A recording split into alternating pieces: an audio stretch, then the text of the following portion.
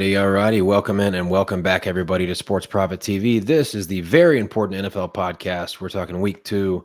I am Cooper, the Sports Prophet, and with me, as always, you see my co-host Sosa with the fireworks going off. Very cool. Look, we're gonna talk some week 1 in hindsight. We're gonna talk some week 2, at a glance. Of course, we're gonna get into some best bets and some fan therapy, of course. How are we feeling, Sosa? Amazing, man. On a high after watching my 49ers take care of business. Obviously, I would lead with the fan side first, right? Listen, it's an exciting time as a Niner fan. Got to hear it the whole off season how there was lack of chemistry, issues, discord, all types of, other bullshit because writers need to write stories and people on the internet need to do this. So you can't be mad at the content creators. But man, sure looked like a well-oiled machine. Like nothing happened. Nothing to sneeze at whatsoever. Just an absolutely dominating performance by the 49ers. And week 1 in the books, got a couple. We got one pretty good primetime game that went to overtime. Love what I saw from some of the stars that we've come accustomed to knowing, and just again looking for the colossal overreactions on the timeline. We've already gotten a bunch of them. We all know how it goes after 1 week. If you're 0-1, you absolutely stink, and you're in contention for the first pick. If you go 1-0, your team's the greatest, or you got lucky.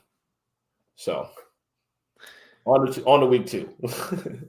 No doubt. Yeah. And those overreactions are really vital. You want to be able to kind of circle those and look at them from, and I'm talking from a betting perspective because, this is a content show, but it's also a betting show. You got to spot those overreactions. And that's, because a lot of those do correlate with market moves and market overreactions and narratives in general. The NFL for me and betting the NFL, more often than not is about false narratives and figuring out what public perception is and potentially finding some some value there. I always go back to the my kind of golden example of the overreaction, public perception, whatever you want to call it. I think it was 3 seasons ago. It was Bills and Dolphins. This was before Tua and the gang showed up, and it was week 17, or I can't remember if it was 17 or 18 back then. I don't think they had added the game yet, the extra game. And, the narrative that had been going around constantly the entire week was that the Bills they're already in. It doesn't matter if they win or not. They're in the playoffs. Miami, quote unquote, is in a must-win situation, right? So that must-win term had to be thrown around a million times on Twitter and social media and sports betting shows, etc. Well, guess who, needed to win but didn't win? It wasn't Miami. It was like a 40-point blowout, courtesy of the Buffalo Bills. So you can spot some narratives that way that don't necessarily have anything solid behind them, and you can expose them to going the other way. So yeah, again, for me, it's either the team sucks, the player sucks, or they're going to the Super Bowl. Right after week 1 is really it. Or like I said, or there's that group of fans that say we got lucky. So it's a mixed bag of reactions, and that's expected. Nothing really stuck out outside of bad quarterback play and not a lot of offense. The defense obviously looked a little better, but that would make sense. A bunch of quarterbacks didn't play in the preseason. A lot of defensive players didn't play in the preseason as well, and that's what you have right now is just and that's what you have right now is just nothing to really hang your hat on as far as what to take away from week 1. But let's get into what today's agenda. Obviously, plenty to talk about. Your Cowboys just anything. They looked okay. I mean, we'll get into it, but yeah, we'll have plenty of time. All right, let's talk about your Niners though, because that's who we're starting with right off the bat. And of course, the headline here is: are the Niners Super Bowl faves? Best team in football, bro. I don't even think it's a conversation. They're the best team in football. everyone's healthy, barring injury, they should be right there at the end. I'm not just saying that as a fan. I mean, it's clear and obvious. We people are fully familiar with what we got. Brock Purdy makes all the right decisions. He's not out of pocket, not doing anything stupid. The offense is obviously stacked. The backup running back just went for a $150 on the ground against a damn good defense. And I know Jets fans are crashing out, tripping off the fact that they gave up a bunch of rushing guys, but they did that last year. And Salah's defense has always done that. And they faced a team that just lost the Super Bowl in overtime. All that team that made it to the Super Bowl last year, not getting back to the Super Bowl, you just hearing all that all summer. Obviously, you're hearing all the other outside noise. They came out and they look like the same team. They're murdering you in the trenches. They're playing fast on defense. They're this. Are they the favorites? Yes, best team in football. Yeah, I have a hard time disagreeing with you. They were my number one power rated team throughout the season last year. I'm not the only one. It's not really that hot of a take. And I don't want to, stir up any old demons by talking about the Super Bowl from a year ago. But, I still think, the best team doesn't necessarily win the Super Bowl. But if you've got the best player on your team, you can get it done. And I think that's what ended up happening in that one. But yeah, I'm right there with you. I have no issues with this, with this statement. 49ers looked great. Purdy really just kind of drove the bus. It was only sacked 2 times, against a great pass rush and a great defense. And yeah, I mean, I think I just continue to be totally blown away by the coaching in San Francisco. From the top down. We could get into the front office stuff. It's been exceptional as well, but just totally blown away. The coaching and the game planning is always phenomenal. All right. Absolutely. Yeah, on to our next one here. Maserati Marv. Obviously this is a little bit of a clickbaity headline here. Is Marv a bust? Obviously I'm going to say no. I think this is a classic week 1 overreaction. I've even got him on my fantasy team, so I had a lot of reason to potentially want to go after Marv, but I think he's fine. I mean, he really is actually taken a decent amount of hate. I've seen some nasty tweets and making fun of the way he runs and everything. And I mean, those are guys that just don't really watch ball, and if they do, they're just talentless goofballs. So listen, my take on Marv, I don't take anything away from that first game. I think that you see this with NFL teams when they go up points, they start being conservative. They try to get out of the stadium with a win, and then when they get punched in the mouth, they don't respond well. I don't think Arizona game plan offensively in the second half was good. I think that Buffalo in the second half came out and got the double-double. They scored a touchdown. They got a turnover. They immediately got to the end zone again. And they just they swung the momentum fast. And that initial tidal wave just destroyed what Arizona had in the first half. I'm not concerned about anything when it comes to Marvin Harrison Jr. I'm fully familiar with him. Obviously, he's from my area. It ain't his fault. And, again, the game plan is the game plan. The game script is the game script. Right. Everybody who took him in fantasy and everybody who looks at the box score is going to say that he's not as good as people think. And people are warranted to think whatever the fuck they want. But at the end of the day, we know his talent. It's just a matter of time till they figure it out. I run it right back this week. That's where I'm at with it. Yeah. Same boat. All right. Our next one here, and I'm more than interested to hear what you have to say about this one, because I don't know. I don't want to say I'm surprised when we when you sent me over your take on this one, but let's get into it. All right, I'm still not ready to give up on the kid. I'm still not ready to give up on him. Everybody and their mother is going to tell me he didn't play well. You're right. But game script is game script. He didn't play well. He turned the ball over. His defense couldn't stop the other team, and they were down, 30 points. Once you're down a certain amount, run game goes out the building. You can't really do anything with running the ball. You have no balance on offense. Teams can now, when they're fast on the front, when their front seven is as fast as New Orleans is, and they have a defensive game planner that can mix and match coverages with blitzes the way Dennis Allen can, especially when his team has a lead, it's just a recipe for getting smoked. Game script is very important for Carolina in order for them to be competitive. They can't go out there and turn the ball over. They can't be getting going, 3 and out. They have to be able to find ways to sustain drives. And I think that's the biggest issue that they had. They just simply got behind the 8 ball early, and the Avalanche simply just overtook them. I'm not ready to say that Bryce Young sucks, but he doesn't look good. He's looked very, very average thus far. He hasn't really performed well. And the thing that was really alarming is the stuff that made him special in college, the plays that were like off structure, he was bad on them. So that's something that you just gotta, the things that you're accustomed to seeing somebody be good at, when it looks like they're not doing those things, that's a bit of a cause for concern, but not quite ready to rip up the belief statements on Bryce Young. Yeah, I'm almost there. I'm almost ready. I just, but look, I will go back to this, and I'm not saying that this is fair, because playing football in the NFL it doesn't have to be fair. It's the best league in the world for a reason, but the supporting cast is obviously not there. Adam Thielen is nowhere near a number 1 receiver at this point in his career.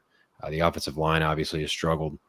And I know they went and got a Leggett from South Carolina, who he's got a good build and good athleticism and everything, but he's got some work to do on the developmental front as well. So I just don't really think he doesn't have the supporting cast, and that's hard for 90% of quarterbacks in the NFL. If you could put almost other than the top 5 guys, put them on the Panthers, and they're going to struggle with that cast.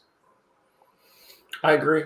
But so again, I mean, it's 2 ways, right? Just that hasn't looked good, and he doesn't have the supporting guys. It's both. He's not playing well, and he's not being a floor raiser to any degree. So it's kind of scary to be a fan right now. I'm not gonna lie. No doubt. All right, this is a fun one. The Vikings have upgraded at the quarterback position. Who saw this one coming? I kind of did. I'm kind of a Darnold guy, though. I think he has the ability to make some throws. I'm not saying that he is Eli Manning. I'm not saying that, but that would be like my ceiling player comp for Sam Darnold. He makes some very nice touch throws. For the most part, throws on time, and I don't know. I mean, I feel like he's gotten a little bit of a raw deal.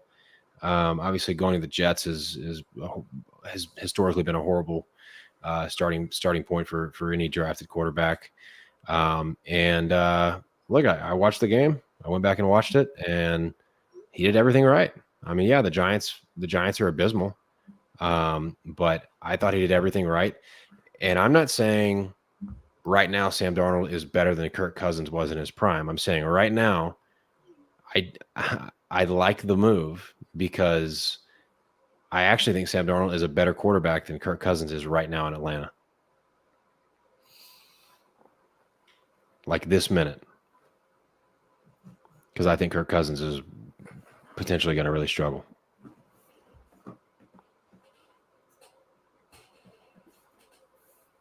I'm not a big Kirk Cousins fan, but I hate Sam Darnold even more than I that's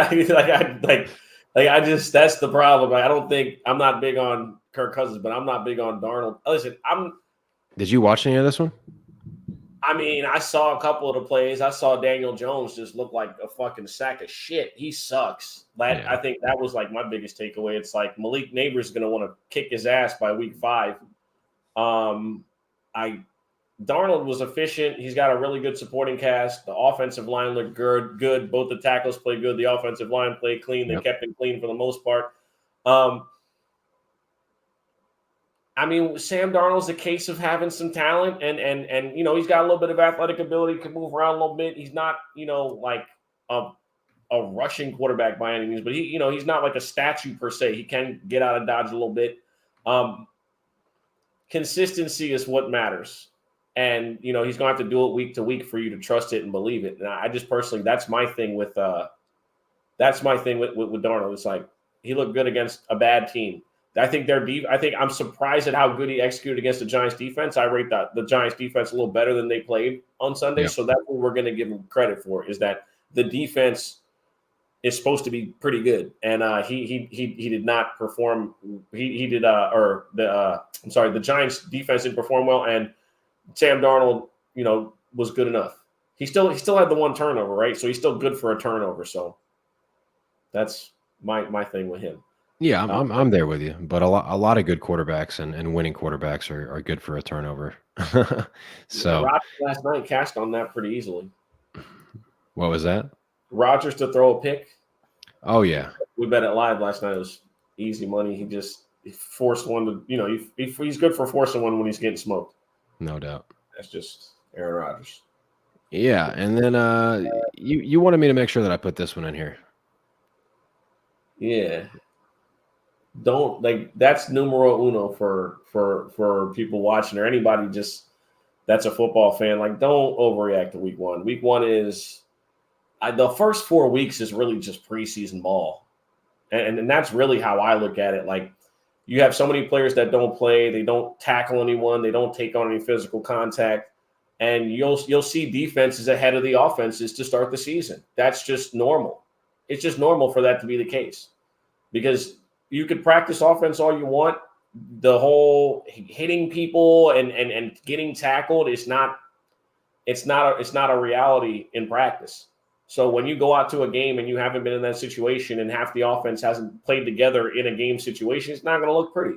So to overreact to week one, like Chicago, we knew Chicago's defense was good. We didn't think the offense wasn't going to score an offensive touchdown and then win and cover the game. Right. You know what I mean? Like, that's kind of crazy. So again, you can't overreact, because like some of the stuff we saw defies what we believe. And we're not going to stick to believing what we saw in one game and say we were wrong anyway. So that's part of it too. Some of the stuff we look dead wrong, but that's why we play the next week and the next week. Right? Yeah.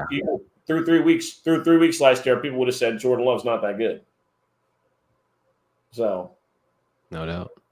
So yeah, that's just my thing. Don't overreact. Just chill out. And obviously the big thing, as we move into best bets now is we've got new lines, and we don't have lines that have been sitting around for 4 months. So we got some fresh meat to get into. We talked about it, and we kind of decided we're gonna look at the board together, and we obviously both already have some leans and kind of some gut feels, and we're gonna kind of go through and pick out a couple of best bets as we go.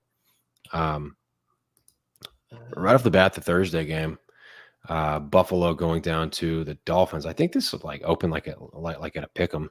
So interesting to see the Dolphins. I almost kind of lean the other way. You have any thoughts on the Thursday game? I'm expecting your prototypical. The thing is, bro, last year, the first time they played, the Buffalo Bills beat the brakes off of them. It was like 48-20, just absolutely ran it up against them. Yep. I think on a short week, I like the over. I like the over. I like the over on a short week. I know the number's under 50. I believe it goes over 50. I'm not going to lie. The second half of the Jacksonville-Miami game was just like an anomaly. It was quite anomalous. You get the fumble by Etienne, the touchdown by Tyreek. It swung the game. Miami was able to sustain drives in which they didn't really get points. So, like in the second half, the Jaguars didn't really get the ball. And then in the fourth quarter, when Jacksonville had an opportunity to go down the field, Trevor Lawrence got sacked twice.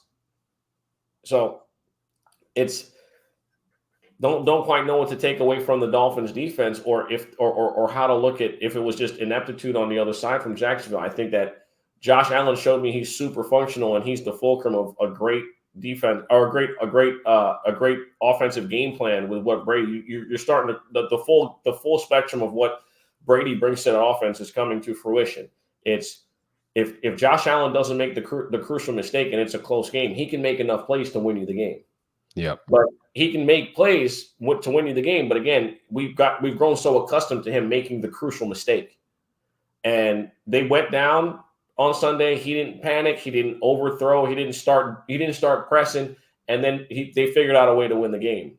And again, I think that's what you're going to see. You're going to see a good balance from Buffalo. I think Buffalo should be able to run the rock against the Dolphins. So Not opposed to a James Cook look at all. I'm going to rock with Kincaid. For some reason, Evan Ingram did nothing against this Miami team. Like I don't know if that's because Javon Holland is just that good, or how, again, I spoke on it on Sunday quarterbacks. You don't know how they're going to deploy Ramsey and Holland because they're such versatile defensive backs that you can move all over the place, that you can actually game plan with them to like take players out of certain plays. So, and then you saw Holland and Ramsey made two super crucial plays in the game. Ramsey made a tackle from one side of the field to the other on a 4th down against Etienne, and Javon Holland had the forced fumble at the goal line against Etienne. So, and then Jalen Phillips had a sack at the end of the game to seal it. 4th quarter pass rush. That's what you want from your defense. Most important thing when trying to win a game in the 4th quarter. So I'm just trying to think of like things in regards to these games. I like Dalton Kincaid. You want to drink the juice on the 40+, fine.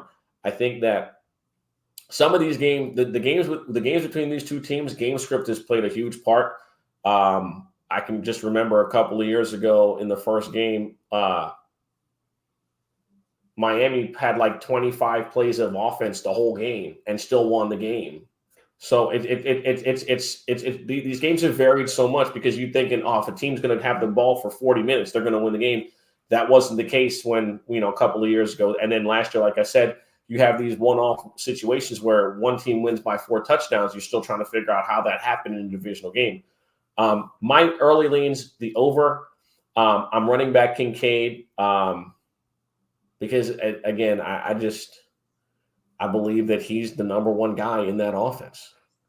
And, he's going to have to beat the game plan. And I think they're going to do a better job of getting the rock. But I'm not opposed to anything James Cook, man. I think James Cook should have a full workload. Bigsby and Etienne both performed relatively well against this Miami defense last week. And Buffalo's approach is going to be relatively similar. They're going to try to establish the run. Their quarterback's a little bit more mobile, can do a little bit more. But, and maybe Buffalo will try him a little bit more vertically. Josh did leave a couple of throws on the field. He missed Valdez-Scantling on a shot over the top where he was wide open. Not necessarily wide open, but he had broken open. He misjudged the throw, overthrown by about 5 yards.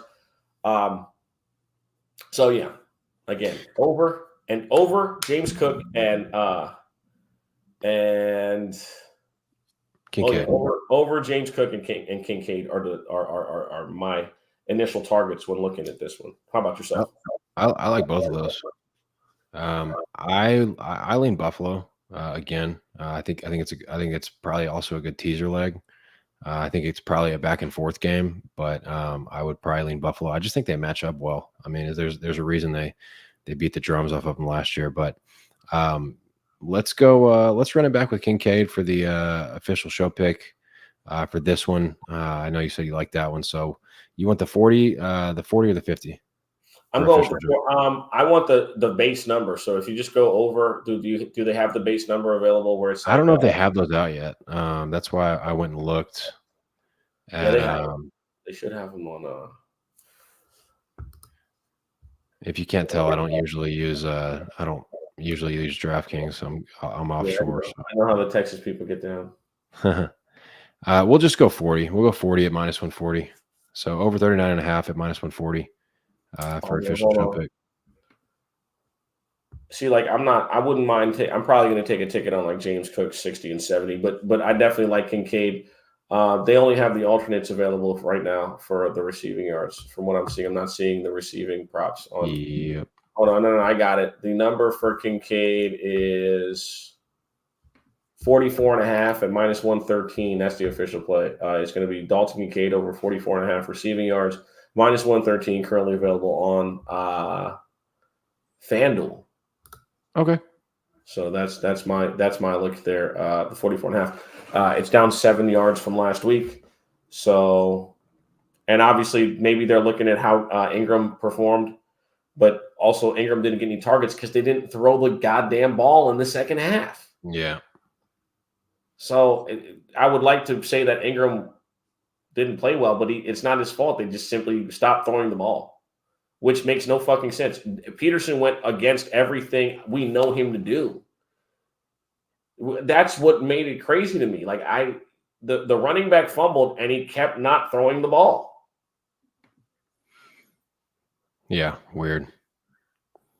All right. Let's keep it rolling. On to Sunday now. All right. What do we do with the Colts and the Packers? I mean, I think obviously the total has come down. I would still lean under with Jordan Love being out, and I think is it Willis that's getting the start? He's horrible. I would lean under. I would say 40.5, 41, anything under there. I think the game still probably lands under.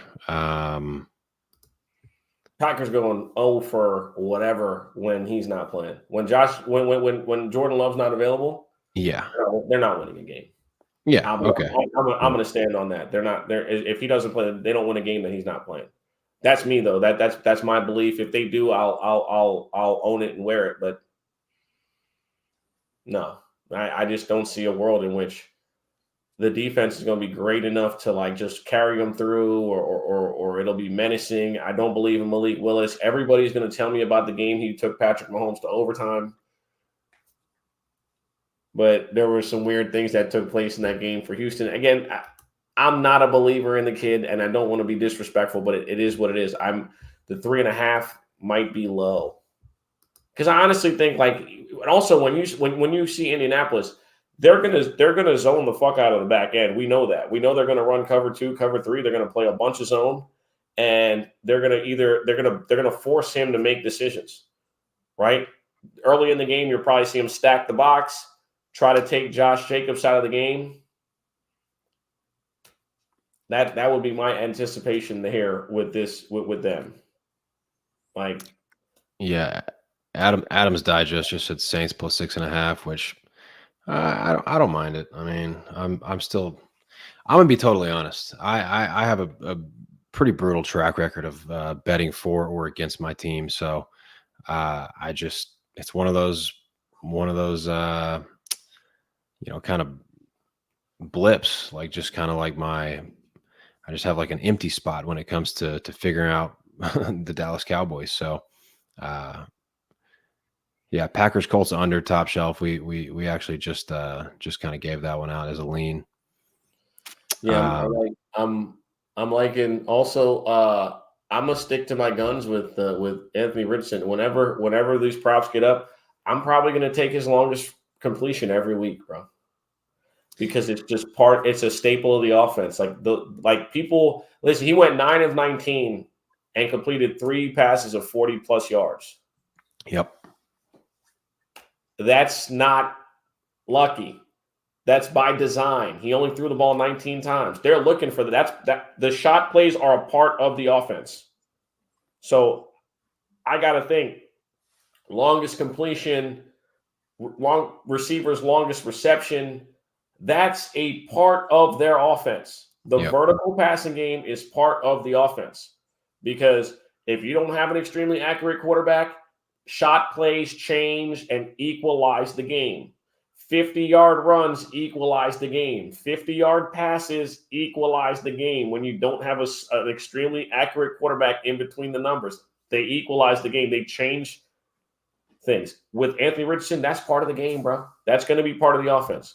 And he's going to get plenty of one-on-ones, especially if the running game gets cooking at any point. I look at the running game from against Philly. So what do you think Steichen's about to give them the business? So you seen what Jalen Hurts just did. Steichen about to give them the business. I think I like Indy to win and cover. I don't believe in Willis. And like I said, Steichen, bro, you see what Jalen Hurts just did, right? That's what I'm looking at. Jalen Hurts just did this. Steichen is going to dial it up with AR. I think it's coming. I think it's coming with I think yeah, that's just my belief when I look at it more and more. Yeah, I'm with Top Shelf on this one as far as if I had to play it, I'd be going under as well. But I'm definitely picking up what you're putting down with the Packers without Jordan Love and what the Colts are trying to do this year. All right. Are the Chargers good? Because I kind of think they are.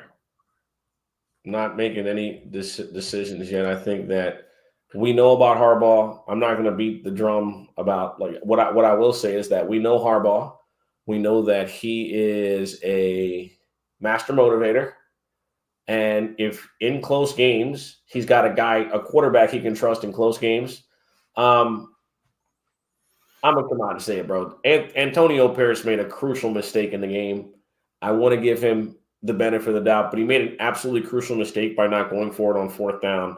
He ended up punting the ball to the Chargers, a 60-yard run that ensued by J.K. Dobbins. This is inside 5 minutes left in the game. After your defense played their heart out, got you stops all game, you decide to not go for it in plus territory when the analytics basically say you're supposed to go for it.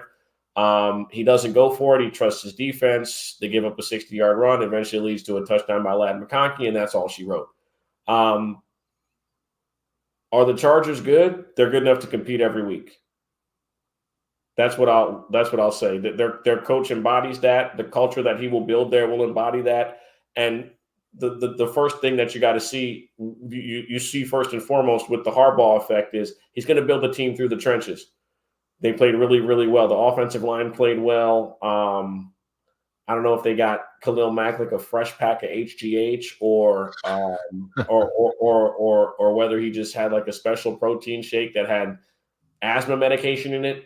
But he was absolutely just killing Colton Miller, who's a pretty good offensive tackle. So are they good? I don't think they're 6.5 points better than any NFL team. If that's the final question, I don't think they're a touchdown better pregame than any NFL team, and I don't give a fuck if it's the Panthers. Also, this is another thing. This is a big weekend for East Coast or West Coast teams traveling east. If you pay attention to the schedule, this is the 1 o'clock windows. A lot of West Coast teams going east at 1 o'clock. I don't know if people know like splits, and that's something you have to factor in because a lot of these teams traveling from the West Coast to the East Coast playing at 1 p.m. They tend to struggle in those games, and it's a natural reaction for them to be jet lagged, whatever the case may be. But I'm saying again, West Coast teams traveling to play at 1 p.m. Eastern, those games tend to be a bit wonky. So. And it's a big weekend, too, because I think like this is like one of like 2 times the whole year that the 49ers play in the 1 o'clock window. Yeah, it feels weird seeing them play in that window. Let's talk about the Jets for just a sec, because I know you got a good chance to watch them last night, obviously, in Monday Night Football. Jets and Titans. Will Levis is like officially the guy now in Tennessee, which but Jets 3.5 point fave on the road. What do we make of that?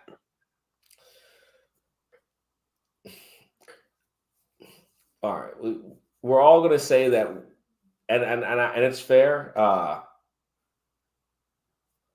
Rodgers played the 49ers first game, so we don't give him a pass, but we give him a pass, right? It was still them. We're just happy he's moving around. He looked healthy because that's what you're looking for, right? That one team's got aspirations of being good with no track record of the team that they've played together, and the other team has a proven track record of being good with all the players that they just got to a Super Bowl with on the other side. Anybody picking the Jets, it was more so they just believed that the defense was going to show up and play a high level game. Rodgers was going to be able to make a couple plays and they'd be out of dodge. They didn't expect for the run game of the other team and the backup running back to smoke them. The Titans defense played lights out. I would argue that they had one of the top 5 defensive games of any team in football in week 1. They held the Chicago Bears defense to nothing. The Chicago offense did absolutely nothing from start to finish. They played 4 quarters of football and did nothing against the Tennessee Titans at home. That was extremely impressive. I mean, they got we I talked about how they have a bunch of talent in the room, but you don't know what you got till they get out on the field. And the Tennessee Titans defense was outstanding. I think for me, I lean like more of like a first half play. My only issue with Tennessee, the only issue I have with Tennessee is that Levis's decision making cost them the game. And I think that the Jets defense can game plan much better for Tennessee and their weapons than San Francisco and their weapons. And I know Pollard had the one long run for 26 yards. We scored a touchdown. You take that away, he averages like a little less than 3 or 4 yards a carry, way less than 4 yards a carry. And some wonky shit took place in the first game. I think that if I had to lean, I would probably lean the Jets winning the game.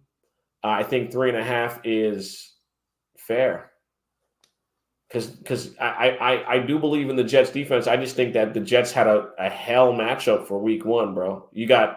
It's just really tough to say that they're bad. The defense looked bad, yes, but you add some nuance and context to what you saw. Yeah, I don't love, road game after Monday Night Football, but I would probably lean Jets. I think that defense will look completely different against against the Titans. And I like a lot of things that I saw from Rodgers and the Jets offense. So I would lean that way too. I think, the fact that it's at 3 and a hook, is a little bit telling, but I would probably lean Jets there as well. And the Titans offense was actually not very good.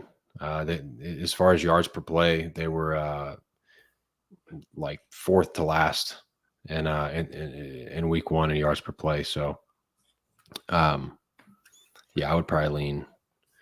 I was not on the Jets against the 49ers, but I would probably lean Jets for this one. Love the Jets this week. You want to make that a combo best bet? Jets, yeah. I like the Jets minus 3.5. If anything, the Titans I think complete first half, but I think that the Jets win the game. I think that Rodgers he shouldn't be staring down a gun barrel all 4 quarters. I don't see that being the case. Hey, there we go. Official show pick. Yeah, Jets minus 3.5. So that'll be our second official show pick. We kind of teamed up and signed off on that one. All righty. We'll keep it moving. Man. The Arizona Rams. Yeah. I'm taking the over in that game. Okay. I like the over. I think that over should be in the 50s. Show pick? For me, that's official. The Rams, Cardinals over 49. I think you're gonna get, yeah, yep. Cardinals were able to put up some points. They didn't play great, but they were right in the game against the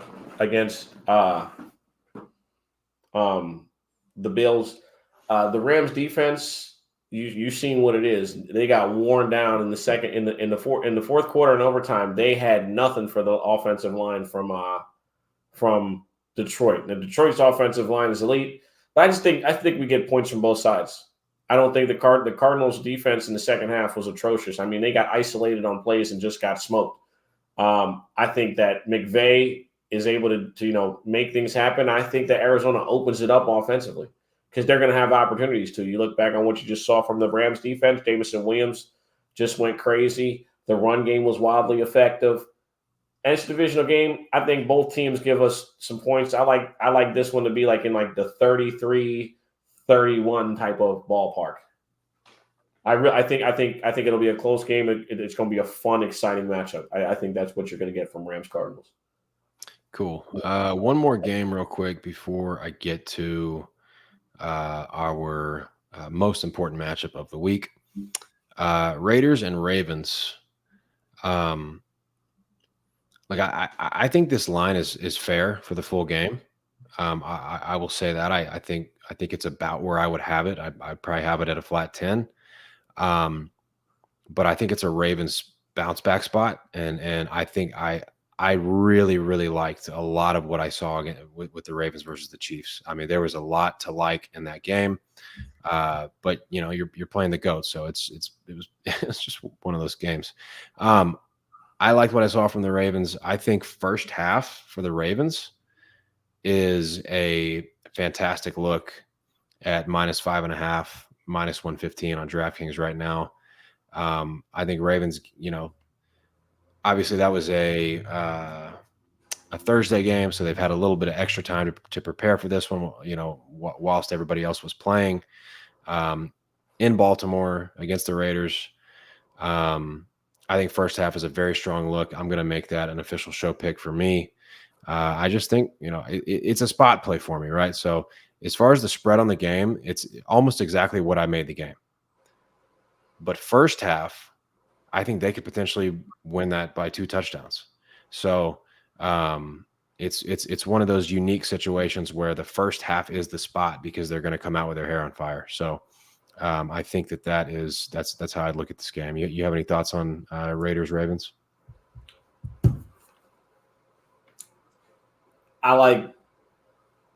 I don't know what to take away from that from the Raiders first week. I mean, I've gun to my head, I'm going to pick the Ravens to win the game and cover, but I think Raiders defense, they brought it last week, man. I just think that they're at such a disadvantage entering every game because of the quarterback. And I think that that's the problem. When you know the quarterback has direct flaws that you can't really escape, it makes it difficult to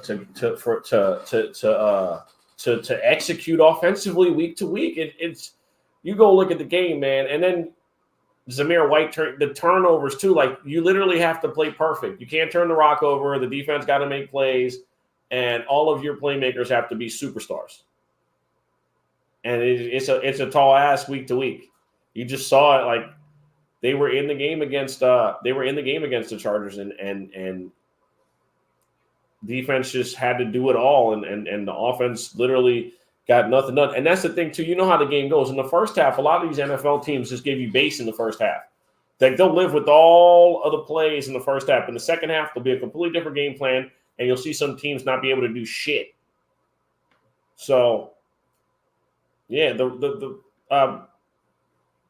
Chargers didn't really do anything, but neither did the Raiders. So, a couple of big plays, and the Chargers walked out with a win. A couple of big offensive plays, and that's the ball game, especially when one team's allergic to scoring points. So cool. All right, let's get to my favorite part of the show, which is our most important matchup of the week. We kind of had it narrowed down to 2, and I think we went with the right one. I mean, there's no reason to overcomplicate this one. Our most important matchup of week 2 is the Kansas City Chiefs hosting the Cincinnati Bengals. Current line, I'm seeing +5.5. I'm seeing +6. As far as okay, so I think there's a little bit of a tug of war going on actually in the marketplace, because I saw some pretty standard 5.5s at -110, and then right now I'm seeing a +6 at -110. So I think we're probably somewhat seeing this game the same way, but I'll let you take the lead. What's there to say about Kansas City? Andy Reid got more gadgets to play with. Worthy, you can say whatever you want about him not being a great wide receiver, but when you pair 4.1, 4.2 speed with Andy Reid, it's something to behold, because he's gonna figure out a way to use that kid's skill set to be effective. Kansas City's defense looked pretty damn good too. Yep. The Bengals, everyone is used to them starting slow. They start slow. They're not good in season openers. I guess we'll credit to that. I think that it's a situation where they need T. Higgins. I think T. Higgins helps a lot with what they want to do offensively. They're making a transition to a new running back. Can Moss be good? Maybe. But he's still fresh to the system, and You don't know for sure like what you're going to get from that weekly. Chase Brown, like you're going to bet on him. He's definitely a backup, definitely a scat back, change of pace guy. Not too much to know about. I think in this one, I think the Bengals probably cover the 6, but I think they lose the game.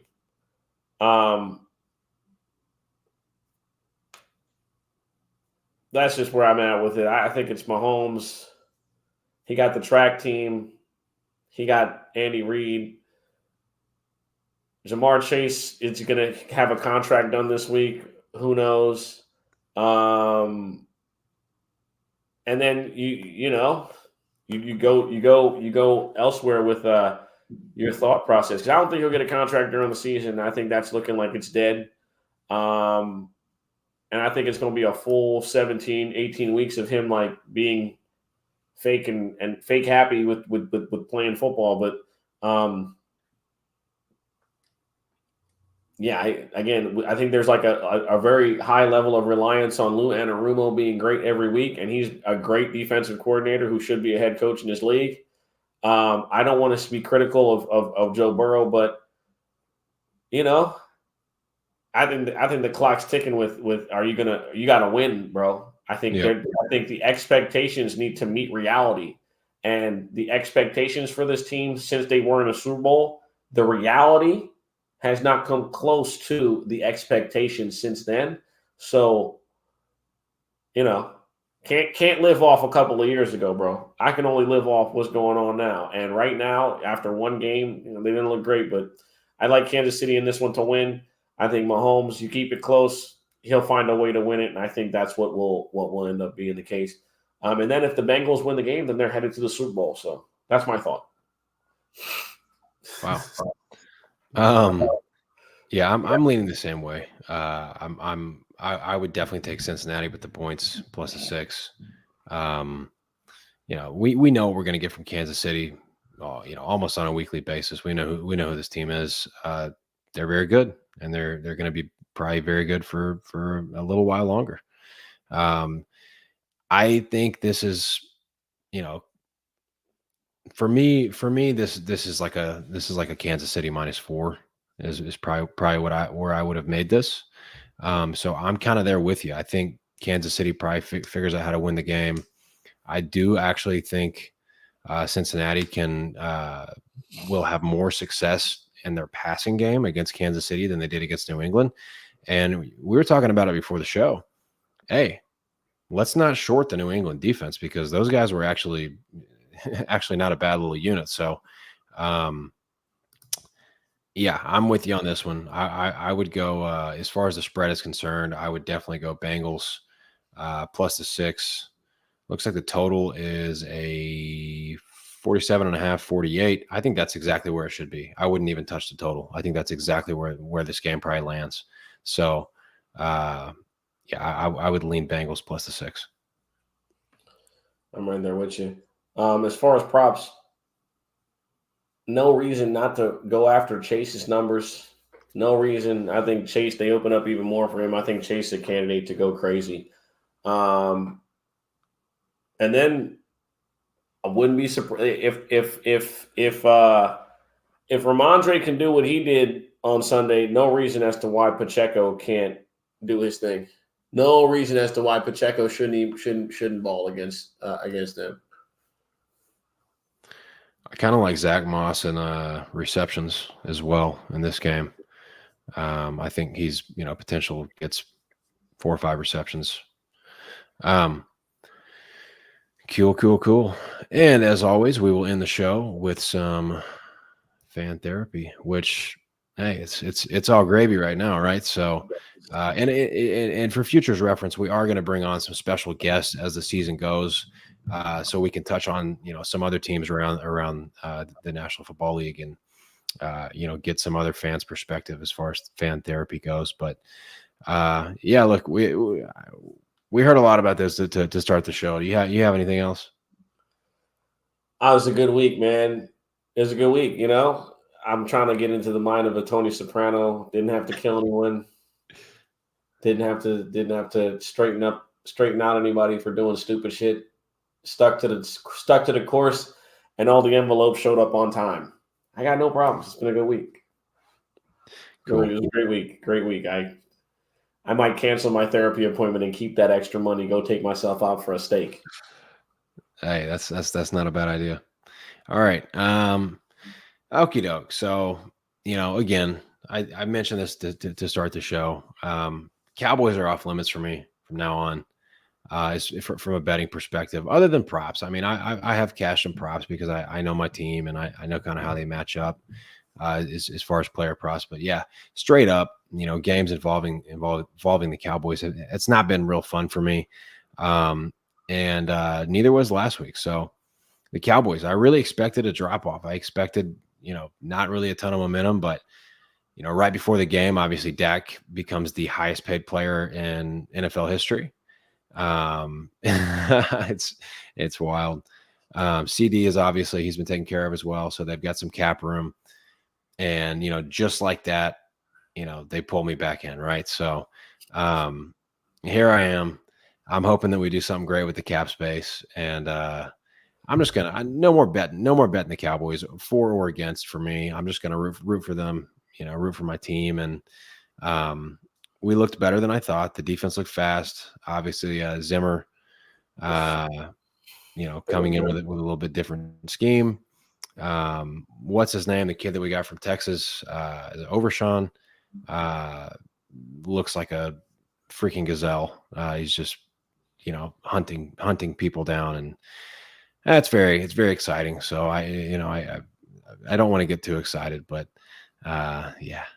You're not no Super Bowl prediction, no nothing yet. No, you're not going to the bowl. Like, come on, man. Hey, I don't even Beat use the that shit word. out of Myles Garrett, bro. Yeah, I don't even use the SB word in my vocabulary when it comes to the Cowboys. So, I'm more of a pessimist, but I think cool. I think it was fun to see, man. But week 1 in the books. One thing we can definitively say: Will Levis is not good. Neither is Bo Nix. My God, he is ass. Holy shit, he sucks. Ugh. Well, I had to get that off my chest, man. He fucking stinks. Oh my Lord. And I know McDonald's like a good defensive coach and all that. Bo Nix fucking sucks, man. That's my final thought. You'll never hear me bet on him. You'll never hear me say nothing good about him. Thankfully, the Waltons have a shit ton of money, and if it don't work out with Sean Payton, they don't. The money don't matter. But man, what a bozo! Yeah, Bozo Bo. Yep, and they really don't have anybody else, so that's going to be a tough one this year. Cool. Alrighty, folks. Well, I always forget at the beginning of the show, so I'll remind you to please hit the like button and make sure you also subscribe to the channel. We've got College Football Capital on Mondays, obviously the very important NFL podcast every Tuesday at this time, and then Wednesday, also tomorrow night, we'll have the MLS Live podcast. MLS has about 6 games left, and then it's playoff time, so definitely want to tune into that. We'll have a full Saturday slate to get to. But other than that, thanks for tuning in as always. We love doing the show, and we'll see you guys next week.